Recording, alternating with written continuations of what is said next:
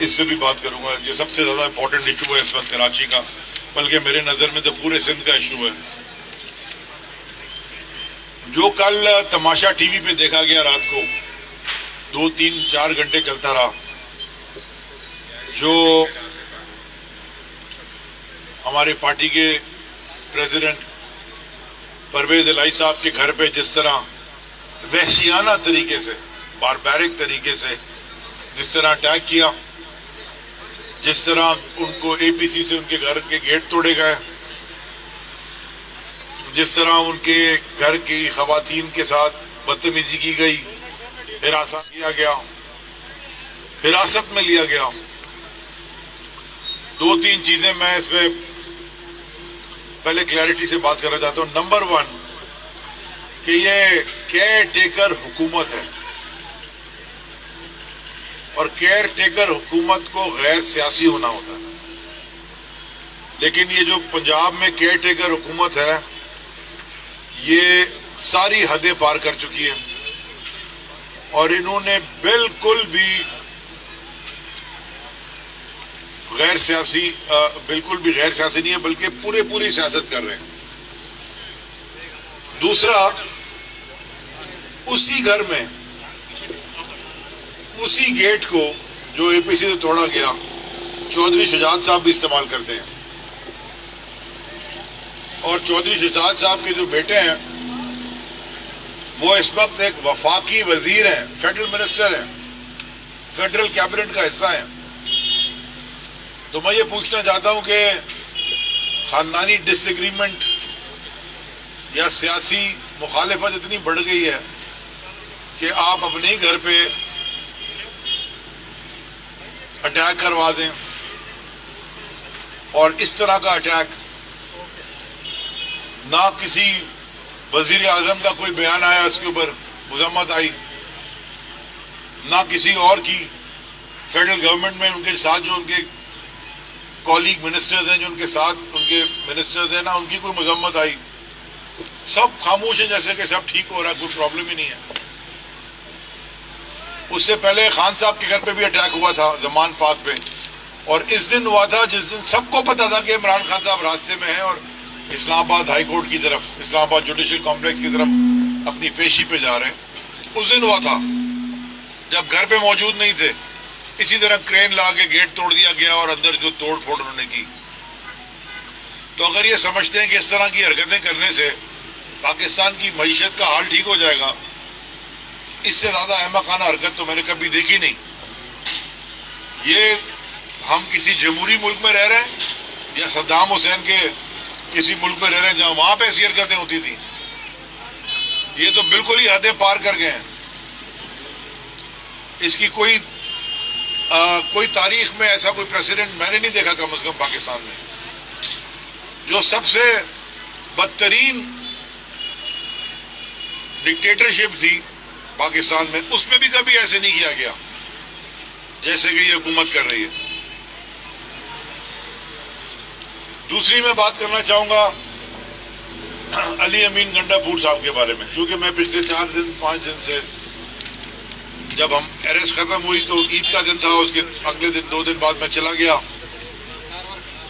سکھر شکارپور. تو وہاں بھی ایک تماشا دیکھا.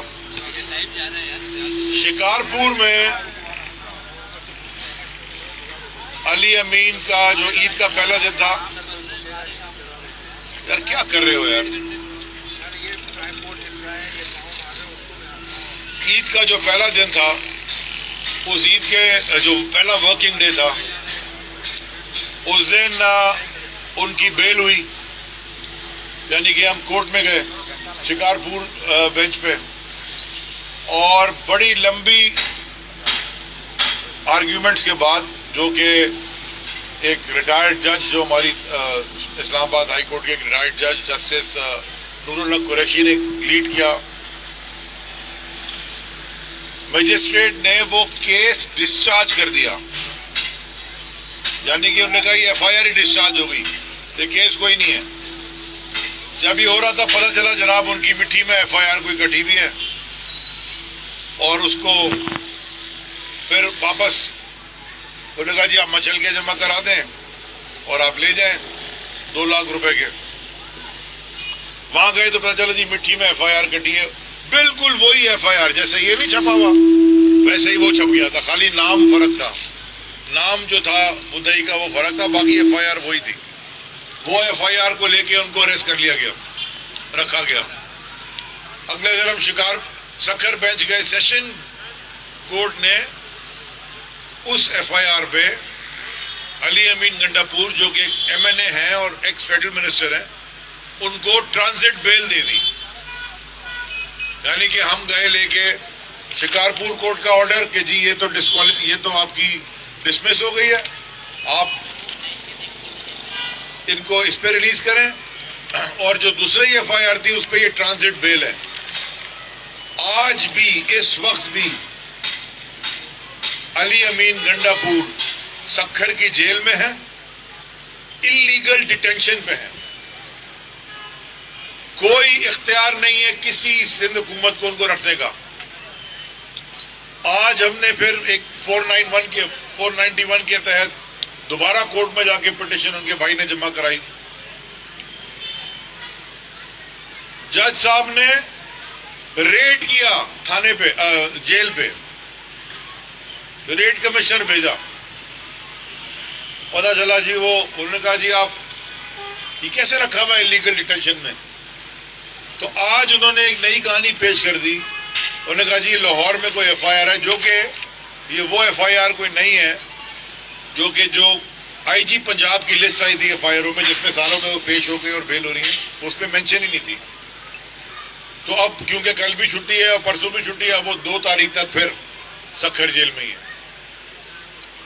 اس طرح کے ہتھ کنڈے استعمال کر کے سیاسی مخالفین کو ڈرا دھمکا کے جیلوں میں سلاخوں کے پیچھے رکھ کے اگر یہ سمجھتے ہیں کہ پاکستان کے حالات ٹھیک ہو جائیں گے, پاکستان کی معیشت ٹھیک ہو جائے گی, یا پاکستان کا دنیا میں کوئی نام ہو جائے گا. دنیا کا ہر ملک آج پاکستان کو حیرت کی نظر سے دیکھ رہا ہے کہ ہیومن رائٹس وائلیشن کس طرح ہو رہی ہیں. بلکہ امریکہ جیسے ملک میں ان کے بھی بہت سارے لا میکرز نے, یعنی کہ کانگریس مین اور سینیٹرز نے خط لکھے ہیں. ایمنسٹی انٹرنیشنل نے لکھا ہے. میری بھی کچھ لوگوں سے باہر سے مجھے کانٹیکٹ کیا جیل سے نکلنے کے بعد, کیونکہ دوست ہیں آسٹریلیا میں ادھر ادھر پارلیمنٹیرینز. وہ بھی حیرانگی کا اظہار کر رہے تھے کہ کیس جعلی بنا کے پکڑ کے باری سب کو بند کر رہے. اور اب آ جائیں جی اس کے اوپر یہ جو تماشا رچایا گیا کراچی کے اندر, پورے سندھ میں اور خاص طور میں کراچی میں. یعنی کہ کسی احمق کو بھی سمجھ آ جائے گا کہ کراچی کی آبادی میں روز دن دگنی 4 چوگنی اضافہ ہوتا ہے. اور جس طرح کی الٹی گنتی کی ہے انہوں نے کراچی کی, اور کراچی کے پاپولیشن کو کم کیا جا رہا ہے اور یہاں وہاں کا تماشا کر رہے ہیں, اس سے یہ صرف میری نظر میں یہ چاہتے ہیں کہ اس کے اوپر احتجاج ہو اور کورٹس میں جائیں اور لوگ کورٹ کچہری میں جائیں اور الیکشن پھر ڈیلے ہو جائیں. اب یہ ان کی ایک اور گھنونی سازش ہے الیکشن سے بھاگنے کی. میں آپ کو بتانا چاہتا ہوں, میں اپنے سندھ کے سارے لوگوں کو بتانا چاہتا ہوں, اور خاص طور پہ کراچی کے عوام سے میں ڈائریکٹ مخاطب ہو کے کہنا چاہتا ہوں, کراچی پورے سندھ کو پالتا ہے, ہمارے صوبے کا دارالخلافہ ہے. پالنے کا مطلب یہ ہے کہ سندھ کا بجٹ کتنا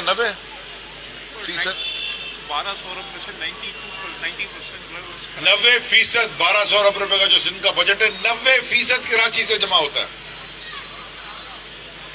یہ آپ کے ہمارے صوبے کا دارالخلافہ ہے. اس کو ایک ورلڈ کلاس بزنس ہب بننا چاہیے تھا. جیسے دنیا میں بڑے ممالک آپ کہیں سے شروع ہو جائیں, آسٹریلیا سے کونے سے نیچے سڈنی ہو گیا, پرتھ ہو گیا, یا سنگاپور ہو گیا, یا کوالالمپور ہو گیا ملیشیا میں, یا خطے میں دبئی ہو گیا, استنبول ہو گیا ٹرکی کا, یا باہر کے ویسٹ میں چلے جائیں تو دوسرے ممالک ہو گئے، یعنی کہ لندن ہو گیا، نیو یارک ہو گیا، یہ بڑے ملکوں میں شمار ہوتا ہے اور بڑے شہروں میں شمار ہوتے ہیں. میٹروپولیٹن سٹیز ہیں، کاسموپولیٹن سٹیز ہیں، بزنس ہبز ہیں.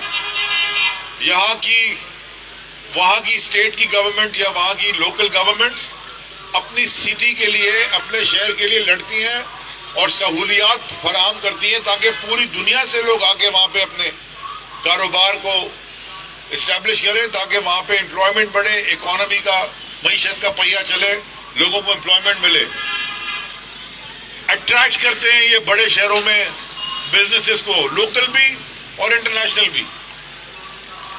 کراچی نیچرلی ایک ایسا شہر ہے جو ایک زمانے میں خالی پاکستان سے نہیں بلکہ پورے خطے سے لوگ اٹریکٹ کرتا تھا. زیادہ میرے اپنی زندگی کی، میں جب اسکول میں پڑھتا تھا ہمارے اسکول میں یو اے ای کے شیخوں کے بچے پڑھتے تھے. آج ہمارے بچے وہاں جا کے پڑھ رہے ہیں. ہمارے انسٹیٹیوشنز میں، کراچی یونیورسٹی میں باہر سے، جارڈن سے، دبئی سے، سعودی سے، لیبیا سے اسٹوڈنٹس آتے تھے. ہمارے ڈپارٹمنٹس پورے ریجن میں نمبر 1 ہوتے تھے.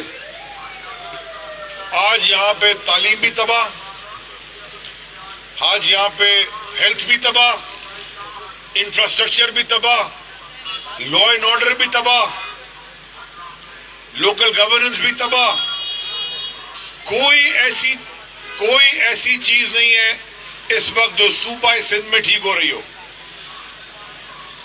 اور میں بتانا چاہتا ہوں کہ پاکستان کا واحد صوبہ ہے یہ جہاں پہ لوگ بھوک سے مر رہے ہیں، مر گئے ہیں لوگ بھوک سے. ٹھٹا میں پچھلے مہینے 41 لوگوں نے خودکشی کی ہے، 2 گھنٹے دور ہے یہاں سے. 41 لوگوں نے خودکشی کی ہے ایک مہینے میں، کیونکہ وہ افورڈ نہیں کر سکے. آپ اگر اندرون سندھ اور چلے جائیں وہاں یہی حالات ہیں. لوگ پیاس سے مر جاتے ہیں اور جو پانی پیتے ہیں وہ گندے پانی، اتنا کنٹامنیٹڈ ہوتا ہے پانی کہ وہ واٹر بورن، یعنی کہ پانی کی بیماری لگ جاتی ہے. پانی سے جو بیماری ہوتی ہے اس سے مر جاتے ہیں بیچارے. ہسپتال تباہ ہیں، تعلیم کا کوئی نظام نہیں ہے، انفراسٹرکچر نام کی چیز نہیں ہے. لا اینڈ آرڈر کی سچویشن یہ ہے کہ جیکاباد میں بھی 7 پولیس والے بیچارے شہید ہو گئے. ہر روز یہ ایک تماشا ہے اس شہر میں، اس صوبے میں. اور ان چیزوں کو ٹھیک کرنے کے بجائے وفاق سے ریسورسز کو اور زیادہ ریسورسز لیں تاکہ اس ملک کے لیے یہ شہر بڑا ضروری ہے، شہر آگے معیشت کی، اس کو ٹھیک کرنے کے بجائے یہ تماشا کر رہے ہیں کہ کراچی کی 2 نمبر گنتی کر کے تاکہ یہاں کے جو وفاق سے جو NFC آتا ہے اس میں کمی آ جائے. یہ ایڈ کا پیسہ بھی کھا گئے، زرداری اور اس کی مافیا، زرداری مافیا ایڈ کا پیسہ بھی کھا گئی جو باہر سے آئی تھی. میں سیلاب زدگان کے لیے میں پورے سندھ گھومتا ہوں، چھوٹے بڑے انٹلیکچوئلز، انفلوئنشیلز، ان کے اپنے لوگوں سے ملتا ہوں. میری ملاقاتیں ہوتی ہیں جو ان کے اپنے پارٹی میں، وہ کہتے ہیں سائیں سب کھا گئے زرداری صاحب، ہمیں کچھ نہیں ملا، بلکہ ٹرکوں میں سامان بکتے ہوئے نظر آیا بارڈر کراس کر کے. سندھ کے لوگوں، آپ کے لیے صرف ایک ہی راستہ رہ گیا ہے اور آپ کی کوئی فکر بھی کسی کو نہیں ہے. پنجاب میں یہ نہیں ہو رہا. KPK میں 10 سال سے تحریک انصاف کی حکومت کی طرح جا کے دیکھیں کہ وہاں حالات کتنے بہتر ہیں. اور یہ وہ صوبہ ہے جو دہشت گردی سے زخمی صوبہ تھا، اب پھر وہ تباہی کی طرف لے جا رہے ہیں. اور اس ملک میں اگر الیکشن اور قانون کی بالادستی، رول آف لا، آئین کے مطابق فیصلے نہ ہوئے اور اگر اسی طرح کی احمقانہ حرکتیں کرتی رہی ہے حکومت امپورٹنگ، میں نے تو جیل سے کہا تھا کہ اگر مجھے اریسٹ کرتے ہو 3 دن کے لیے اور سمجھتے ہو کہ پاکستان کی معیشت ٹھیک ہو جائے اور پاکستان کے حالات بدل جائیں اور پاکستان سے غربت مٹ جائے اور پاکستان کے لوگوں کو پینے کا پانی مل جائے اور پاکستان کی بزنس ٹھیک ہو جائے تو ہم کو 30 سال جیل میں رکھ لو. ہم تو پاکستان کے لیے قربانی دینے بیٹھے ہیں, تم ہمیں ڈراتے ہو. تو اس طرح کی احمقانہ حرکتیں کرنے سے ملک اور کسی طرف جا رہا ہے اور فیڈریشن کو خطرہ ہے.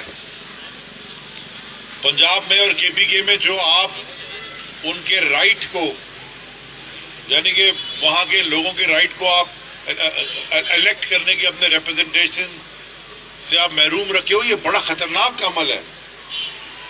سپریم کورٹ کے احکامات نہیں مان رہے, خطرناک عمل ہے. تو میری آپ سے گزارش دوبارہ ہے, گزارش کے وقت گزر کے آپ تو اے پی سی لے کے گھروں میں گھس جاتے ہیں.